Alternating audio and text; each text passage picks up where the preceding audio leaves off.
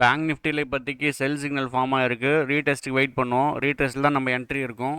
எக்ஸாக்டாக இந்த line touch ஆச்சுன்னா நம்ம இப்போ ரீடெஸ்ட்டில் வந்து என்ட்ரி எடுப்போம். 110 பாயிண்ட் எஸ்எல் இண்டெக்ஸில் இதில் 110 பாயிண்ட் எஸ்எல் டார்கெட்டும் அதே 110 பாயிண்ட் இருக்கும். 1:1 ரேஷியோ.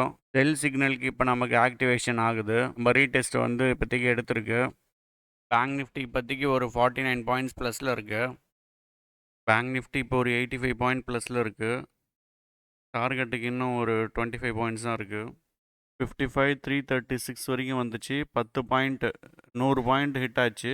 100 பாயிண்ட்ஸ் வரைக்கும் கீழே வந்துட்டு திரும்ப இப்போ மேலே போகுது. இன்னும் டார்கெட் ஹிட் ஆகலை. 50ல் வந்து 933ல் வந்து செல் ஆர்டர் வந்துட்டு அடுத்த கேண்டில் ரீடெஸ்ட் வந்து இப்போ 951க்கு எக்ஸாக்டாக டார்கெட் 1 ஹிட் ஆகிருக்கு.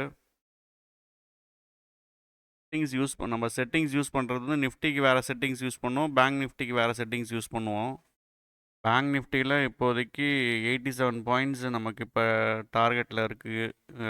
ப்ராஃபிட்டில் இருக்குது. 93 பாயிண்ட் ப்ராஃபிட்டில் இருக்குது.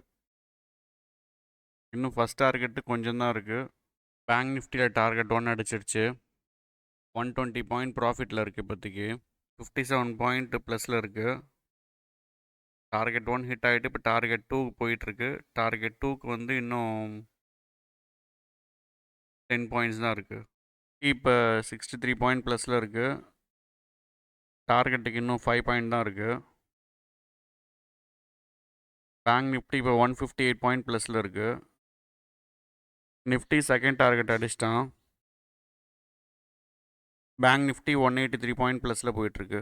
நிஃப்டி இப்போதைக்கு 74 பாயிண்ட் ப்ளஸில் இருக்குது. நம்மளோட எஸ்எல் இப்போ டார்கெட் 1.